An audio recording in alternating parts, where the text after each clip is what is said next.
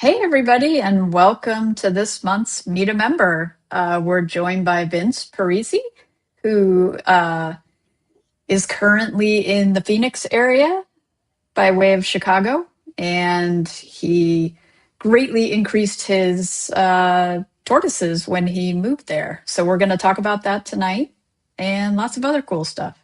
Thank you for joining us, Vince. It's my pleasure, Wendy. Mark, nice to see you in Good your to see you. very secretive place there with the lights. I know it's a little dark over here. I apologize. I got to get a better lighting. No I problem. No actually problem. love that artwork behind you. It's really cool. My roommate made that. Well, Really? That's so ex-roommate, yeah. cool. Yeah, actually, most of the artwork in the house is made by him, but Oh, Nice. no turtle artwork. Not yet, at least. All right. And thanks to everyone for joining us. I guess we can dive in. So, when you were in Chicago, I'm assuming you kept kind of a more limited number of species just because there's really not much that can overwinter outside there.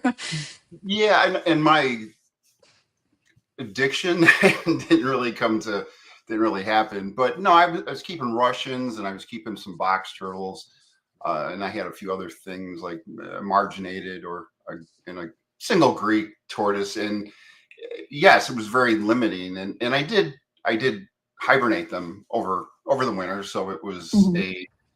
I leveraged my garage when I could, so it was I was limited in what I could do, and I'd always go to the show in Tinley, which Mhm. I've been going to since they first started that, and I'd always see these more tropical species like the Sri Lankans and cherry heads and things like that, and I thought to myself, it would be amazing to keep them outdoors. So, Now, how long have you been in Arizona now? so I've been here for about 4 years now. So you've done winters in Arizona, and you've done winters in Chicago. It's Oh my been, God, there's yeah. yeah, like with my job, talking to my coworkers in Chicago, where they've got they had to shovel to get to work, and I don't miss those days. I mean, I appreciate Chicago for what it is. A great town, lots of culture, lots of history, and lots of different things to do. But I think like life is kind of like writing a novel. You constantly have to be finishing a chapter, and then moving on to the starting the next chapter to keep it exciting. And so I just felt that everything was pointing in the right direction. And another relative of mine had moved out here, and I knew a few people, so it just kind of worked out. So, once you moved, how long did it take for the tortoise explosion to happen? Actually, it only took, so that's 4 years. It's coming up on 4 years. So actually, about 2 years in, I realized that I could keep more things outside, and I started doing more stuff online, and suddenly my collection started growing. I realized there's other people that are in Arizona, and that this is pretty much, I would say, the mecca for raising testudos, whether they be the Russians, Golden Greeks, Eastern Hermans, and yet you could also keep tropical species out here too, the Burmese and the Sri Lankan and Redfoot actually do well. You do have to give them a little supplemental heat in the winter, but they actually do well. And so suddenly it was on. So I was like, how do I arrange my backyard to accommodate more tortoise species that I love, and and if I could breed them even more of a positive.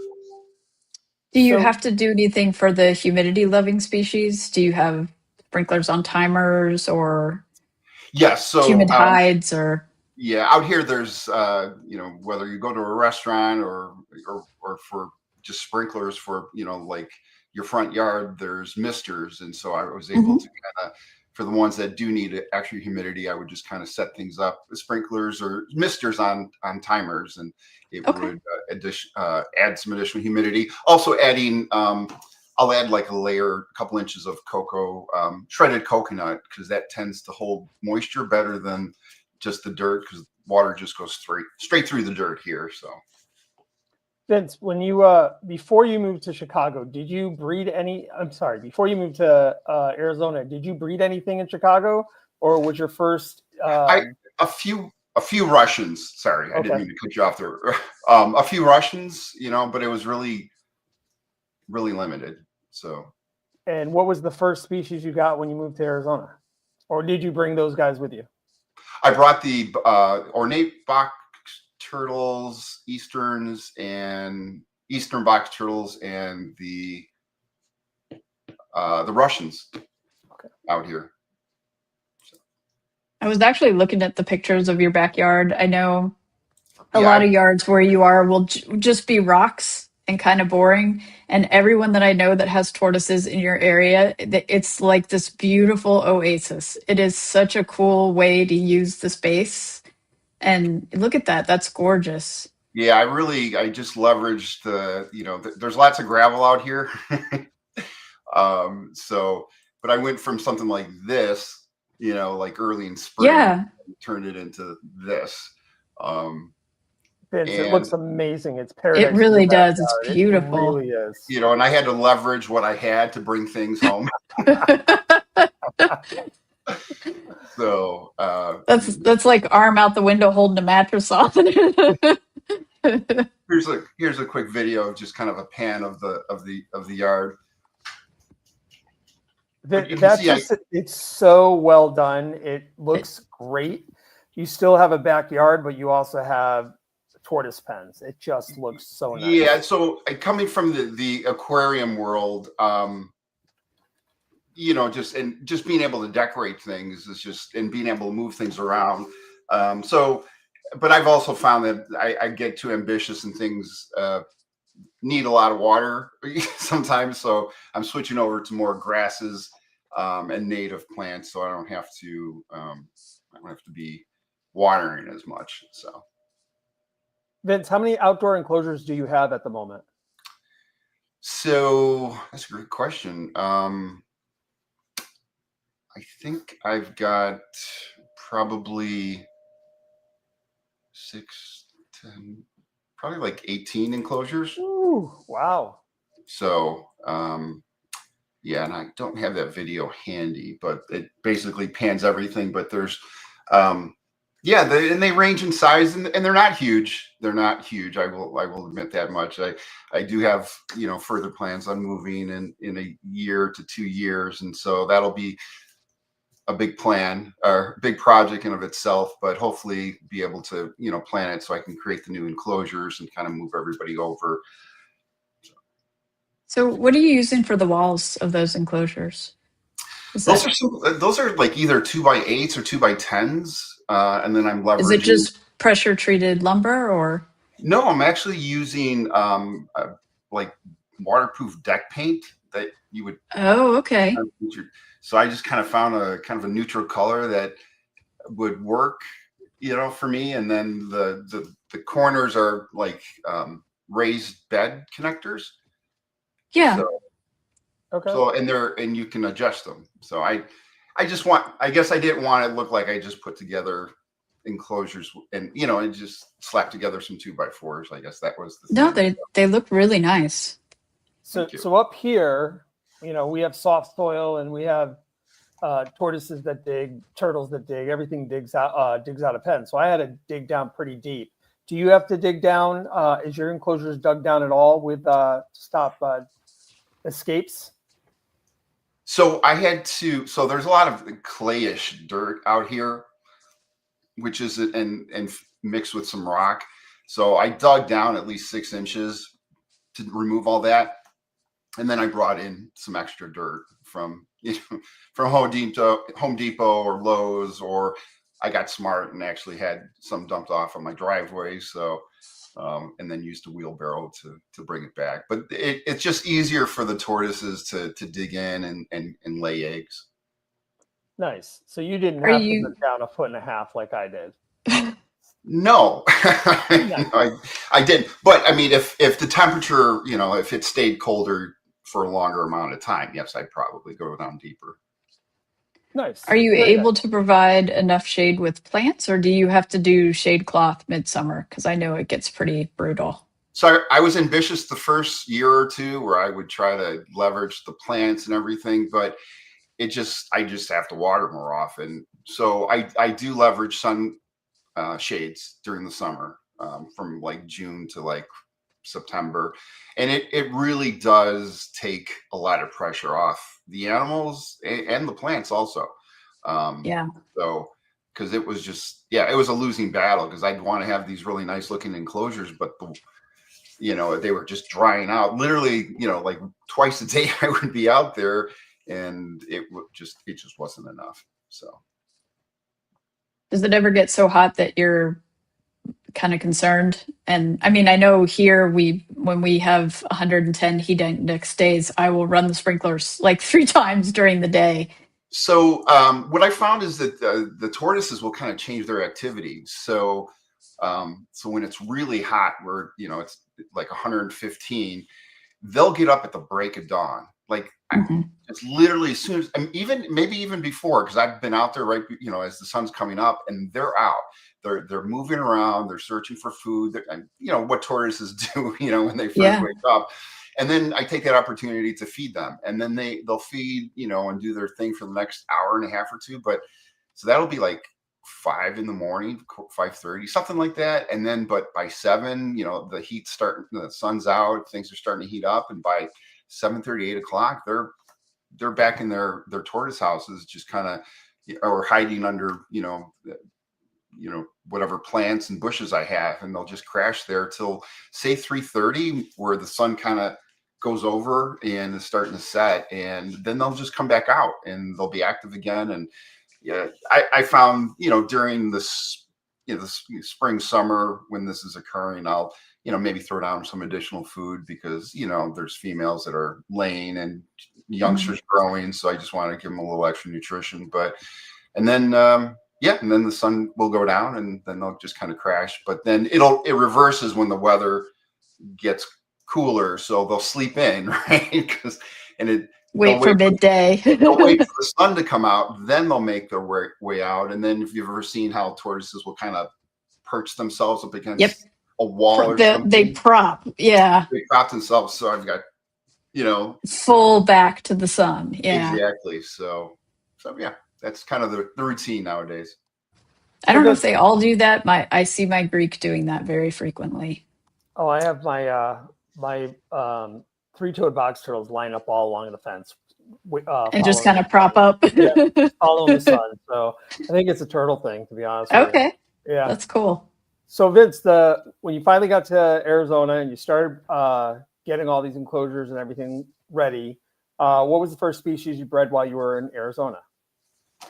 So it would have, it was the Russians. Okay. And then the ornates shortly after that. But I mean, in literally a year, I just kind of just started this, idea that, hey, I could raise tortoises and fuel my addiction, to get other species. And, so then I picked up, and I picked up a groups of Eastern Hermans, Libyan Greeks, Iberia Greeks, marginateds, leopards, a few other ones, and that they were adults. And it was fun being able to just search out, between Morph Market and Fauna Classifieds and Craigslist and who knows where, or through friend of a friend, and just start either acquiring adult groups or piecing together groups. And You've got so, some great breeders in the area too.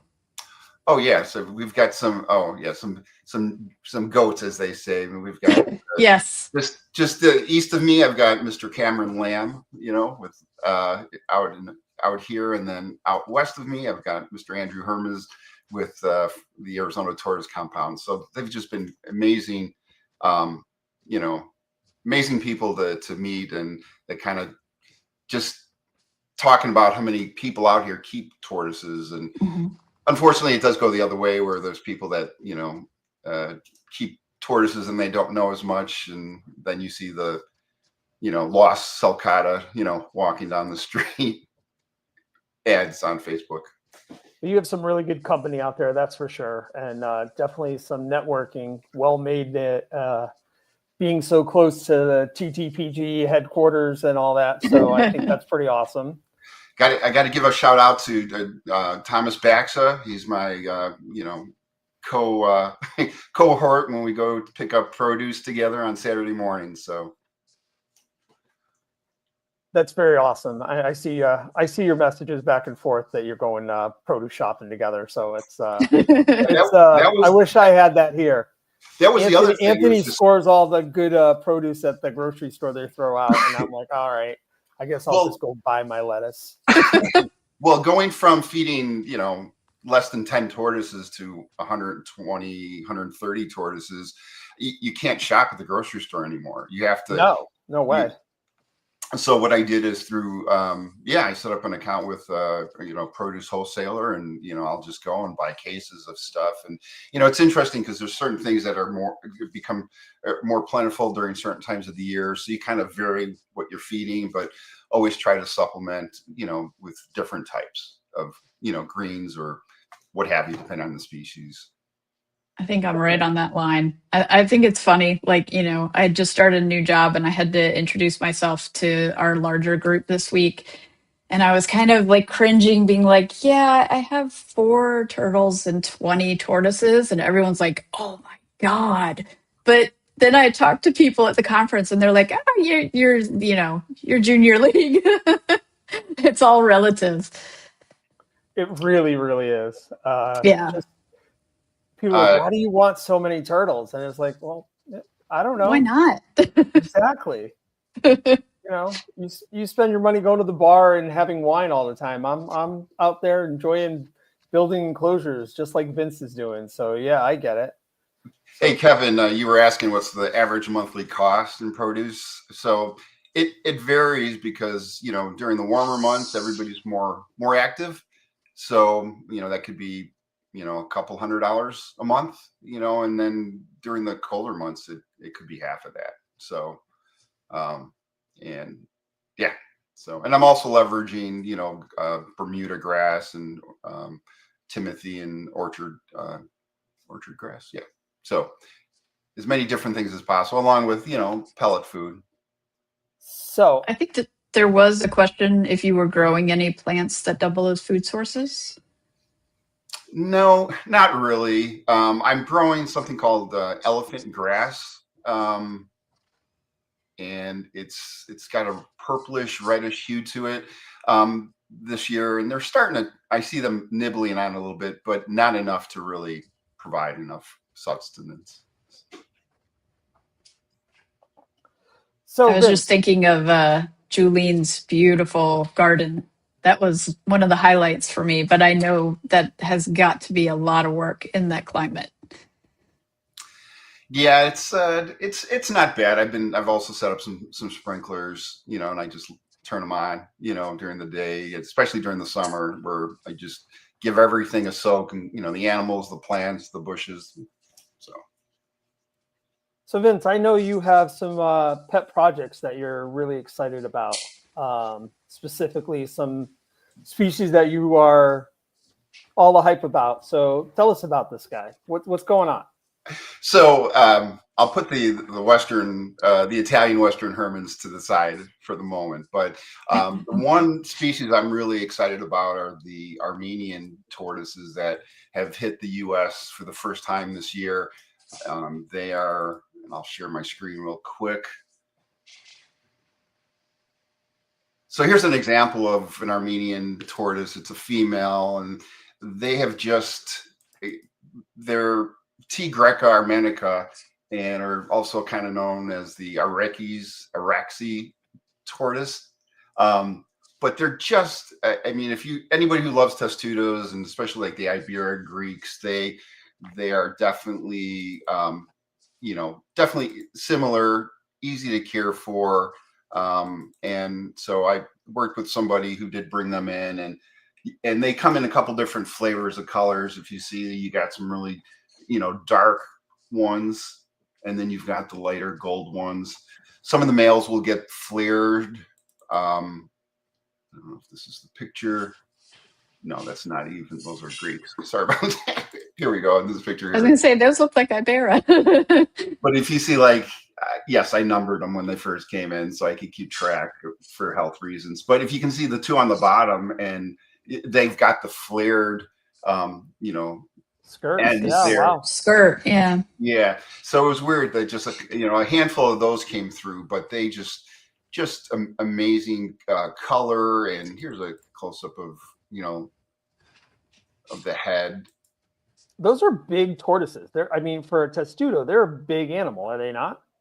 They are. So I think on the large size, some of those females came in at 9 inches, 9.5. And then, but yeah, they ranged from, adults are basically 6 to 9 inches. And they really, here's some nice gold ones. Yeah, that looks like a real solid group, and they look buff, like they look really solid animals. And that's the thing, Mark. They came in with, they were heavy. Traditionally, imports are, it's dicey. And obviously things like Libyan Greeks, they don't, from how they're collected, how they're kept, how they're transported. All that good stuff all that stuff is not very conducive for that species, and that's why a lot don't, make it, here in the States. But these were cared for from the very get-go, and yeah, they've come in like really, really heavy, and I'm really, really pleased with how they're doing. And I've got probably 22 adults. And then I also worked with getting other people adults. So another 60 or 70 of them are out in the US with other people who are, have small groups ranging from 1.2 to 2.3. And so, yeah, we're expecting next year to be a bumper crop of youngsters. So, but the numbers on these animals, as far as adults, there's limited, right? They're not like hundreds of Russians that are here right now. No, so that was the biggest thing, Mark, that I felt okay with working with the species, is because they weren't brought in for a like by your traditional importers that just bring in for bulk and just these weren't supplied for the pet stores. No, supplied to breeders. Just I would call it a boutique importer, and just had an opportunity to acquire a group of these, and again, it was just a one-shot deal. So we're pretty excited, and I'm also putting together the people that I've dealt with and some of the others that acquired them, a Facebook group to kind of keep everyone together and share. Uh-oh. I also have rhino iguanas. Apparently you have 3 of them. Yeah, and actually one of them is got really limited vision, so that's probably who ended up going off. Gotcha. Anyway, but yeah, they're from a couple different areas. Obviously Armenia, but they're in parts of northern Iran, parts of Russia, in a couple other of the countries that end in IN. So, do they have physical characteristics that make them easy to tell from other Greek tortoise species, or do you just have to rely on, I know where these are coming from, so that's how I know which subspecies they are? I don't play a biologist or herpetologist by any means. I just kind of play one in my backyard, but I've done as much research as I can, and there's really not a lot of information as keeping them as pets, and very limited amounts of information, in way of scientific papers or research. And it's generally just outlines where they're from, but there's no in-depth, studies on them. Just, this is where we found them. These are the sizes. This is the environment that we found them in. And they're found in 2 different areas, some that are more brush and some of them that are more, how would I explain this? Basically, some of them, some come from areas where they need to dig down because of the temperature, and others that, and you can kind of see the shapes of them. Some of them are more domed, and those come from areas that don't get as cold. And then the ones that are more that are flatter, more like Russians, where they do need to dig down for to bear endure the winters that they have. Now, speaking of Greeks, so these seem to be really hardy coming in right off the bat. You've had really good success. Seems like Chris Leone's having really good success with this species as well. They're not like Greeks from Africa that tend to run. No, they're definitely these are way hardier, are they not? Yeah, they're definitely Eastern European. The Iberia Greeks, and obviously when I say Iberia Greeks, there's obviously different flavors of Iberia Greeks, but they are definitely hardy. And I did all the normal preventative items such as deworming and other things, and kept weight records on all of them. That's why you see them numbered. So the first couple months, just to make sure that they were gaining weight, and honestly, they just kept eating when they got here. Like, I've never seen animals eat bathroom so much, So, and yes, you mentioned Chris. There's Chris Leone at Garden State Tortoise. He was one of the first ones to actually get eggs and get a couple successful hatchlings out of them. Al Roach has a group. Andrew Hermes down at the Arizona Tourist Compound has a group, and he did get a stray hatchling pop up this summer. So if by all means it looks like one, but with the amount of tortoises he has, it could be anything. But we think we believe it's the Armenian that produced it. What is the weight range of these? Oh, go ahead. Michael asked real quick, are we just seeing them now because they haven't been imported before, or was there just not an interest in bringing them over? I think it's the latter, where they just, they weren't for, reasons, larger reasons, government wise, that sort of thing, and just availability to access them. I think that was part of the reason, and it just also it was just interest. There's certain animals that just exist in certain areas, and like, hey, these have never been imported before. Is there someone in the area? Now, I know there's a big argument, against wild caught animals and captive bred and stuff like that, and I again, I felt okay that it wasn't a large type of operation, and it's not an ongoing thing, compared to the the Russians and Uzbekistan, but I just thought it was a great opportunity for the species to be introduced to a whole country of tortoise keepers that truly want to continue the species if something were to happen to them in their native environment. Yeah, it's different if it's something that's very readily available, captive bred. Then I might question, why are you getting wild caught? But this is an opportunity to establish them in the U.S. should something happen and they lose their habitat or disappear. So exactly. And plus, there's also when I first got them, there was two groups of people. There were people that said, yes, this is exciting, a new species that never been worked with, had or taken care of in the U.S. or offered. And then there's other people that said, you know what, I'll wait for a hatchling. I want captive bred animal. So there's two different camps, and so that's great. Then they'll be able take those and run with them till they're adults and hopefully reproduce off of those. Nice. Yeah, and some things that come in wild caught are, we've seen that with Connexus, are just a massive struggle and a heartbreak. And like, personally, I don't know if I could do that. Like, it takes a lot of strength to deal with an animal that you have to put all this effort into and you might lose anyways. So at least it sounds like with your group, they were pretty great right off the bat. Yes, that I was lucky. And I do have Libyan Greeks too. That was my other project, and I have a group of 2.8 that I've brought them through and got them stable, and I was able to get three youngsters to hatch out this year, and I think I've got some pictures of those. Hey Phil, while you're at looking up some photos, what are the weight ranges on these guys? Any idea, like a large female? The largest female, I think.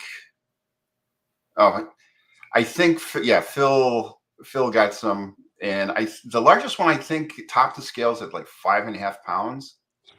I think if I converted it correctly, but yeah, they're heavy.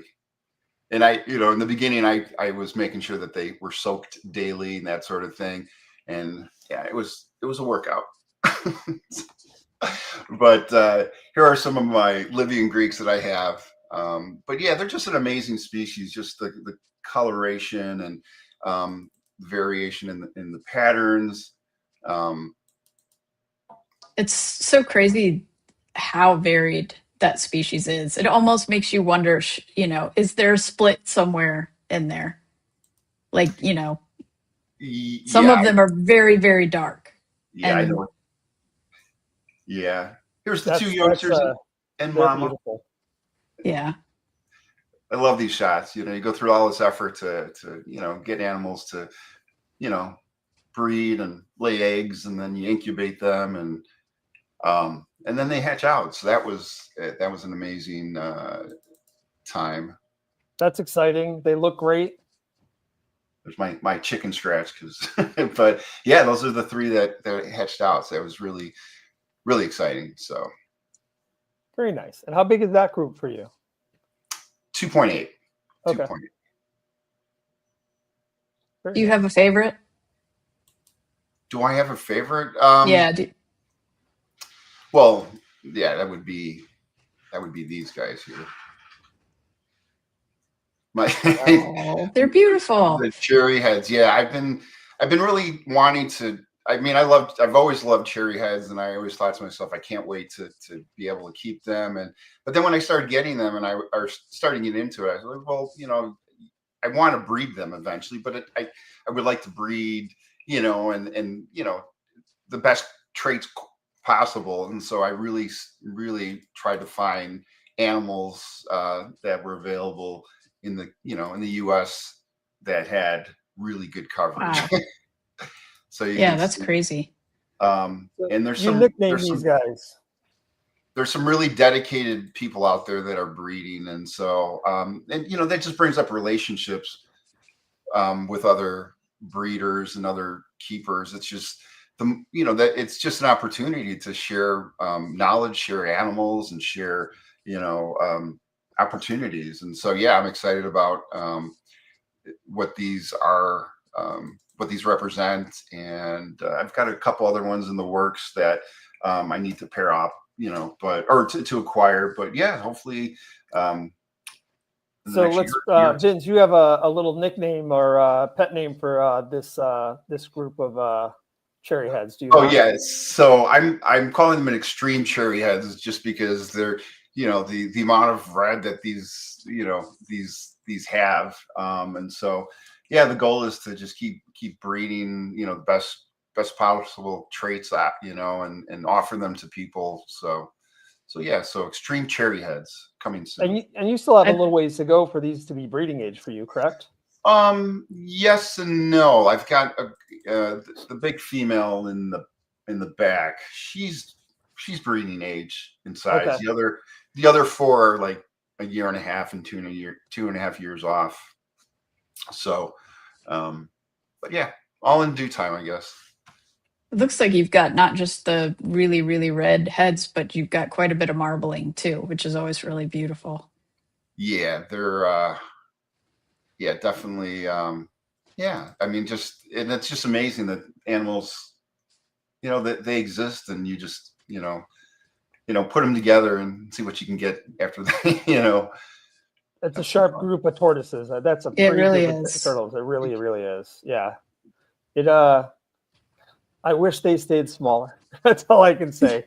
That's a big tortoise for up north. I really do love the cherry heads and the redfoots, because they do have personality. I mean, they come, they come walking out when when they're hungry, or just to see what you're doing, and what I also do with my yard is I put them in the animals in the main yard to kind of stretch their legs every once in a while. And it's really interesting because, you know, I'll let this group out and, you know, they'll poke around. I have a little baby pool that I put out. They do a little swim. Be careful. bit of We don't want to hear about you losing your sulcata walking down the street. Yeah, no, I've secured the you know, out here in Arizona, and I'm sure they have them in other states, but I have the beauty of a cinder block wall fence, something I never dreamed of having back in you know, in Chicago. It was always I mean, nothing's getting underneath that, you know, even the Russians, because, and that's the other thing, the Russians I thought would be a problem, and no, just provide them some nice tortoise houses with some loose dirt and some, you know, some hay or Bermuda grass, and they're happy. I found the Russians dig down, but not out. Like they're not digging parallel. They tend to just kind of dig straight down for me. Correct. At least so far. I haven't I definitely built my enclosure so they can escape, but I haven't found anyone actually even getting close to it. So no, it's definitely the sulcatas, you know, that are known diggers. The little tunnels all of yeah, going to Andrew Hermes' house and Yes. seeing some of those Yeah, he said some of those that. holes. I'm like, God, someo's gonna like, yeah, that's just Andrew, crazy. yeah, Andrew said that he's found tunnels going towards Mexico. Crazy, crazy. Just start a tortoise ranch on that side of the border and get them over here, huh? Yes, exactly. That is crazy. That is really, really crazy. So what else are you excited about, Vince? What's going on over there? I also keep golden Greeks, and I can show a couple pics of those. I know you said last year was your first conference too. Yeah, I was just going to show a couple pictures of the golden Greek. Sure. You could share the screen. Yeah, same thing with these. That's just crazy. Sorry to interrupt you, but that is that's absolutely stunning. Yeah, so I, you know, again, I really tried to you know, pick some nice ones, but you know, there's still some beauty in ones that, you know, that don't have all the gold. But that was one of my, you know, bucket list animals back in the day. And finally, when I came out here and I realized you can keep these outside year round, you know, and people like Andrew, people like Jerry Fife, just do tremendous with these animals. So do you have these groups like divided by colors to try to increase the gold output? Oop. Sorry about that. No, at this point, everybody's kind of, well, I've got two different groups actually. But no, they're, and they've produced a couple youngsters. But again, it's kind of, certain animals need a certain amount of time to get adjusted, and the golden Greeks are one of them. Yeah, these don't come out looking like that. These grow into that, correct? Correct. Yeah, so diet is a big thing. I'm a big fan of, you know, salad toppings, and, you know, ranging from marigolds to you name it. I've got a whole you know, like container full of different things that I'll top their foods off with. So yeah, the more variety of a diet you can give them. And I think, you know, I'll even you know, crushed rose petals. You know, there's so many different things that they would eat in the wild, like certain flowers and things like that, that can add some additional things that just regular vegetation won't. So Vince, do you have to bring anybody inside, or are your groups pretty much stable for outside year round? So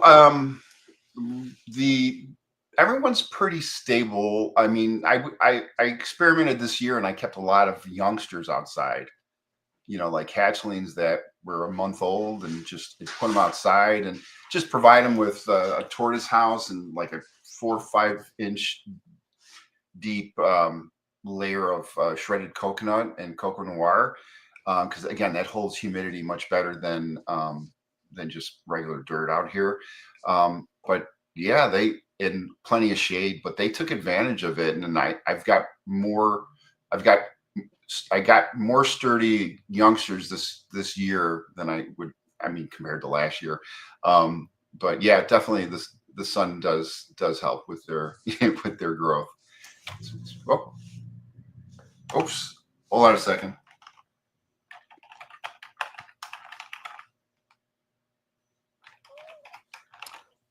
All right, can you see? Sorry, I just locked my screen. No worries. No So how many worries. hatchlings did you hatch this season? I'm going to share my screen again. I've hatched probably close to 100. Wow! Wow. So Wow, you have moved up in the ranks, haven't you? yeah, exactly. Wow. It was. Wendy, how many did you hatch this year? Me? Yeah. Oh, I'm sorry. I had a couple of eggs, but not Yeah. fertile. Yeah. I think I have a total of 14 animals. That's impressive, Vince. Like really impressive. Here's a big big Iberia Greek that's like 8.5 inches that produced eggs. But yeah, it's just it's been a great year. I've been very blessed to be able to very blessed to be able to have youngsters and come out, and there's two things you can do. You can obviously sell them, but and keep the profits, but I took a lot of the profit and I just reinvested it into other adults. So you seem to be doing this because you have an addiction for yourself, not so much a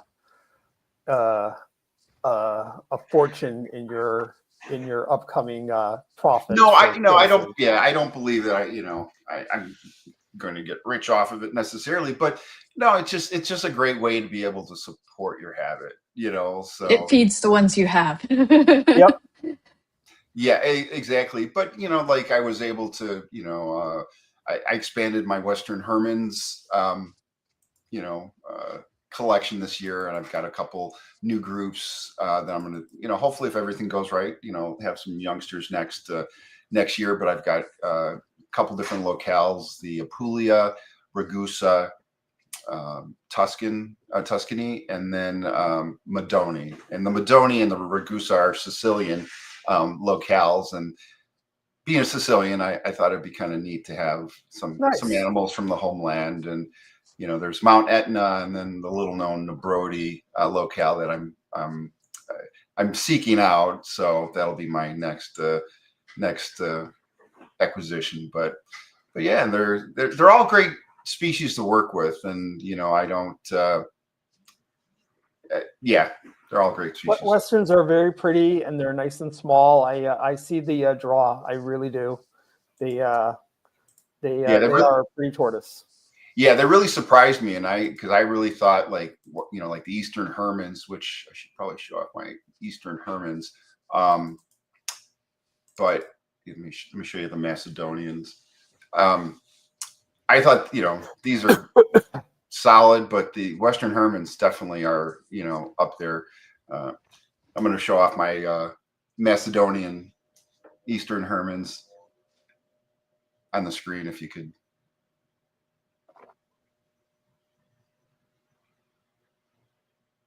I don't know. We might be frozen. Yeah, no.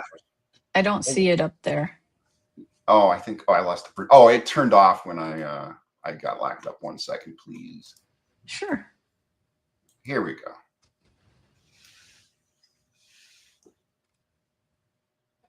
Nice. Beautiful. So it's a 1.6 group, and yeah, they're a little dusty here, but basically, they're just super bright, and they produced. I think this is mom. Aww. And then I think this is dad. Yeah, that's dad. And these are the Easterns? Yeah, those are that first group that you saw. Okay. All cleaned up. So, wow, they look great. Yeah.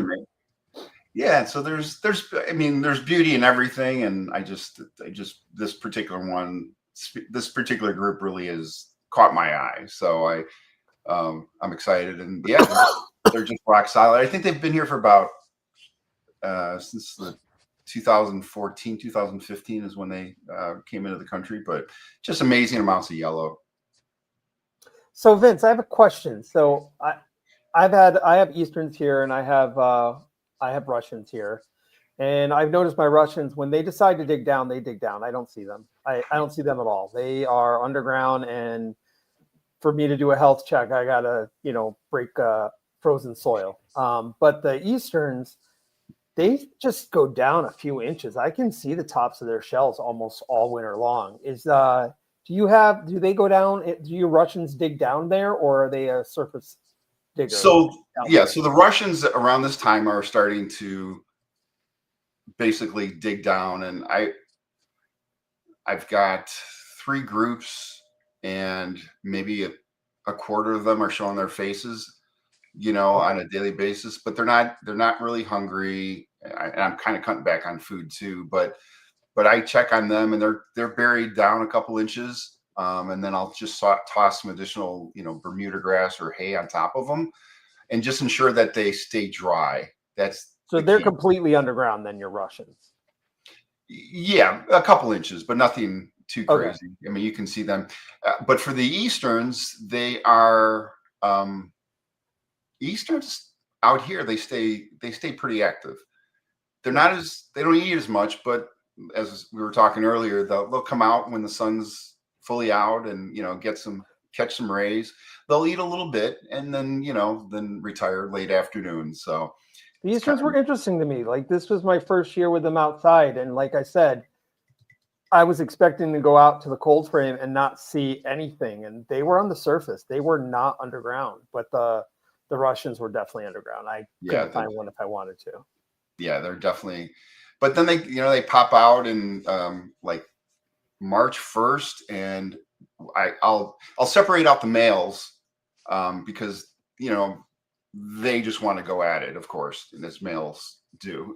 So I separate out the males and get a chance for the 2 different groups to kind of fatten up a little bit, and then I'll reintroduce the males, and then they can do their thing, and and then they'll start laying, and they just have to. I'm lucky in that I can work from home majority of the time. So this spring I was able to kind of take my breaks outside, but it was just an amazing spring, because it was just like every time I'd go out, I see a female on that on an angle, and sure enough, she's they're laying eggs, and I would just make a mental note to come back to dig them up. So, and again, I was the proverbial kid in a candy store, all the time during the spring and early summer. And I know you mentioned that you were going to be working with a new or different subspecies of Russians or a different locale. So yeah, I'm working to try to bring in a group. So as you know, Russians come up from a couple different areas, and we're all kind of used to the subspecies, the 2 subspecies that are in that Uzbekistan, that whole area.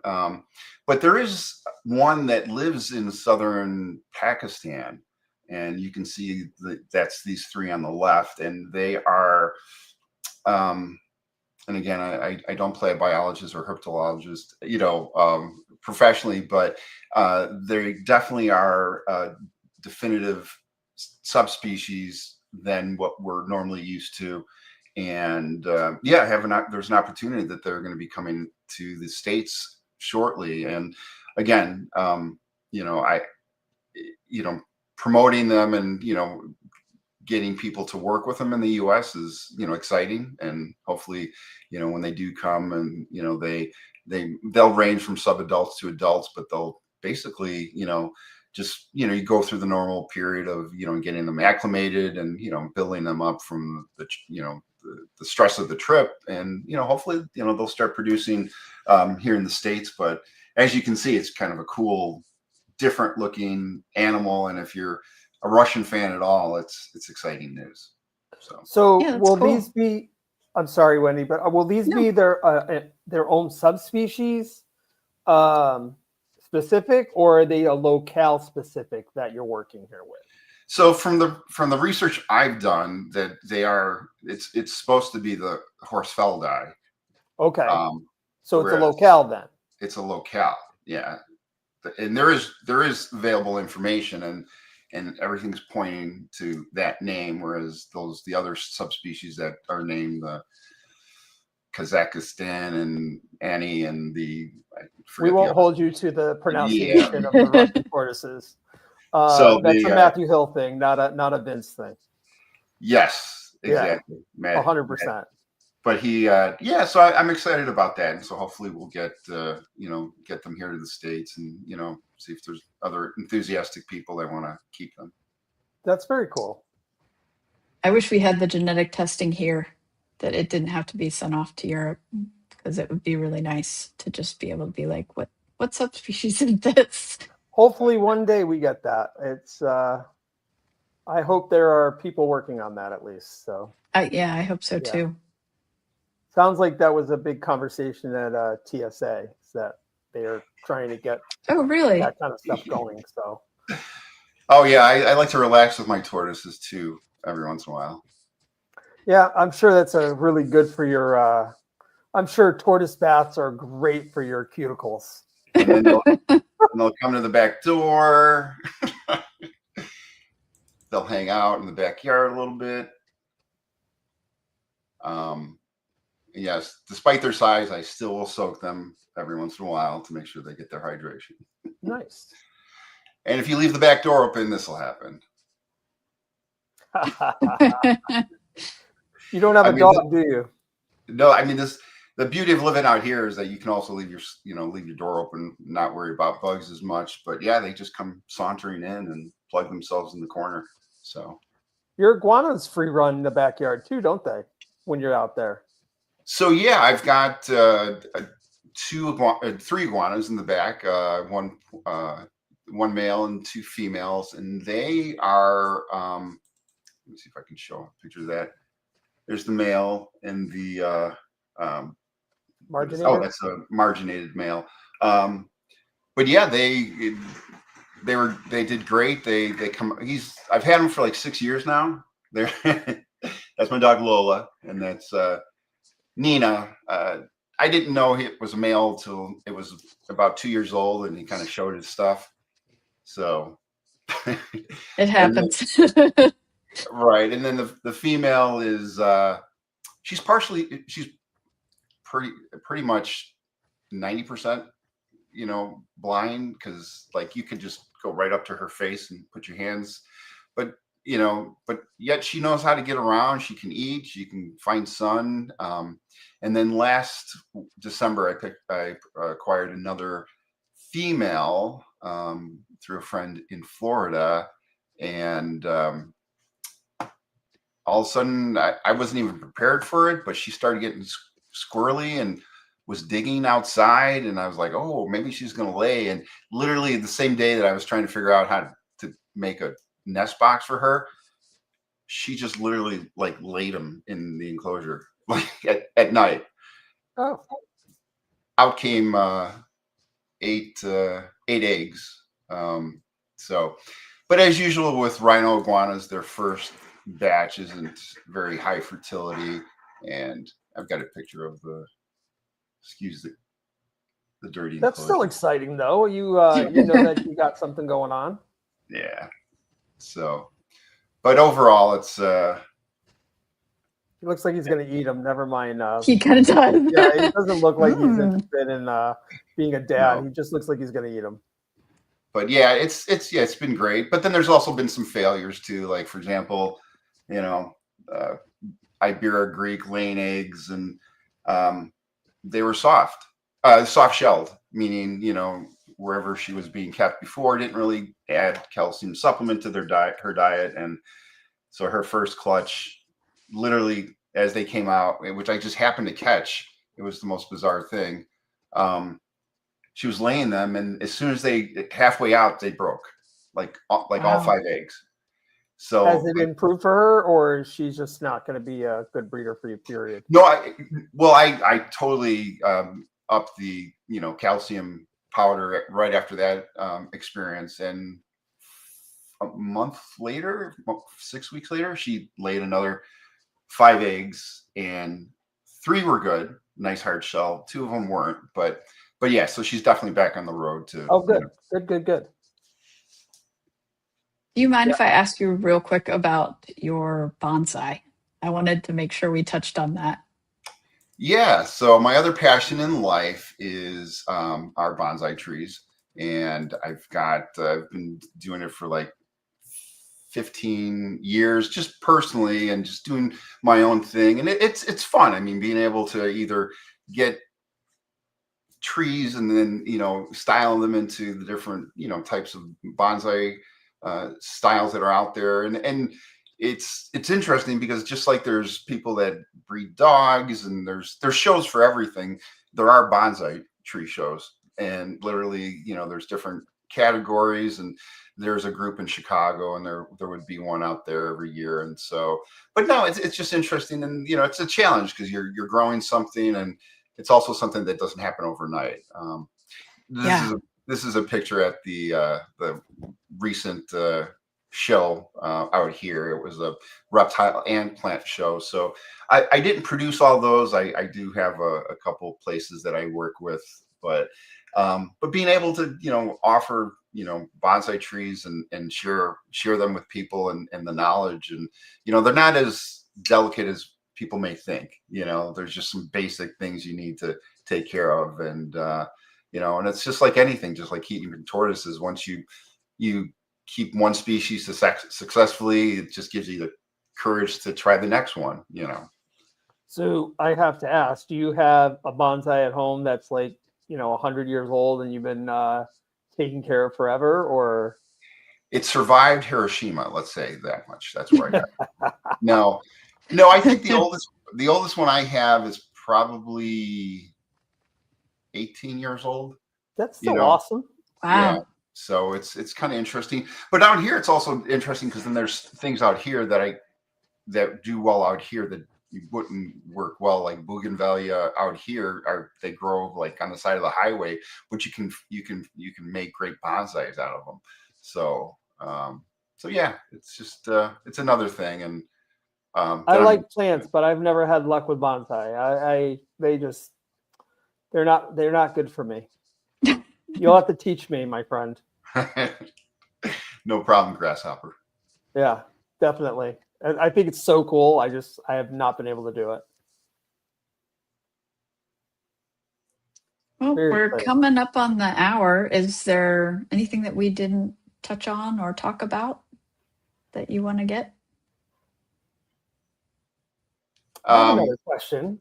Oh, will you be at the TTPG conference then? I was just going to say that. So I moved to the Phoenix area, and sure enough, the TTPG conference is like 15 minutes away from my house. And I was like, I have no excuse. I don't have to pay for airfare.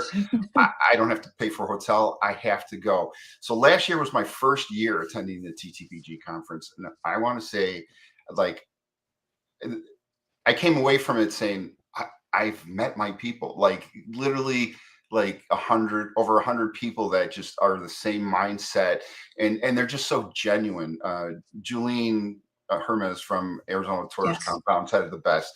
They're just good people. And in life, and you'll notice this as you get older, like you want to surround yourself with good people. And I just felt it was a great match, between, the passion of keeping turtles and tortoises and good people. And I've just had a great, great experience from that. And I've made all sorts of friends, like, Mark himself, like we're talking. Yeah, we have a connection kind of. We're driving to work, and, we're chatting it up, and no, just lots of great people.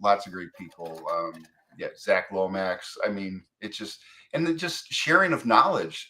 I've learned so much in the past year from these others, and that's where I just encourage people to become part of communities. And Facebook is still somewhat relevant. I know some younger people may say that it's not, but there's still a lot of space, a lot of areas where you can connect with people. And I know it can get negative at times and a little overbearing, but find your people and you'll be happy in life. Should give you one more plug before we head out of here. You do something else on the side, and you mentioned that you build websites, and that if anyone's looking to have help building a website, you might be able to help them. Yeah, so I also design and create websites.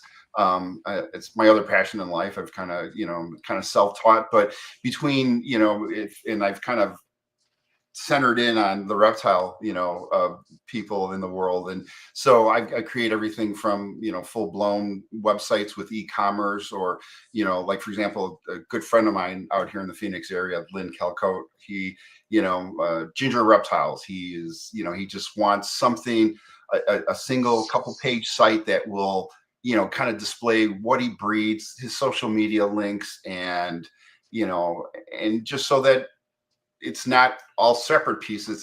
It's one area where all your information will live. And it's kind of cool because, I mean, we live in a time where there's Instagram, and there's Facebook, and now TikTok, and all our information is out there, but it's constantly scrolling, and websites are still here, and they're still relevant because it's one place for all your information. You know what I mean? So, and if you want that to be the first up, rather than just your Instagram, which is just going to show this much information. If you're working with specific species or want to share information. But yes, so that's what I do on the side, and I help people out, and it's always cool to have your own personalized email too. So, like mark@dasilva.com is awesome. Are you old school HTML, CSS, JavaScript, or are you installing WordPress or Drupal or? Oh, so, yeah. So I'm a big WordPress enthusiast. I mean, there's Me too. There's no sense in it. I mean, and a lot of these also incorporate AI. It's so amazing. And I know some people kind of cringe when I said AI, and it's definitely it's something that's happening.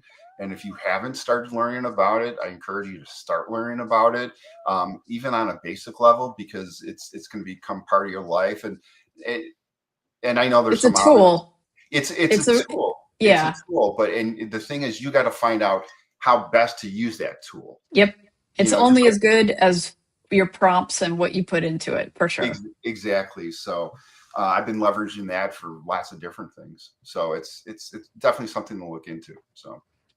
Mark, is your kitten near you? I would love it. Oh. Oh, that's right. She has been on my lap this whole time. You should have been holding her up. She's so cute. She has two different colored eyes. I don't know if you guys can see it. She's got one blue, one green. She's perfect. Yeah. She's not though. She's I gotta show my baby then. She's a smelly cat. She's a smelly cat. Let me just say. There's the other kitty. God, he's got jowls. Before we go, Vince, I don't mean to take the spotlight away from you, but I would like to mention that Wendy has a new adventure going on for our turtle people, and it is called Turtle Tea.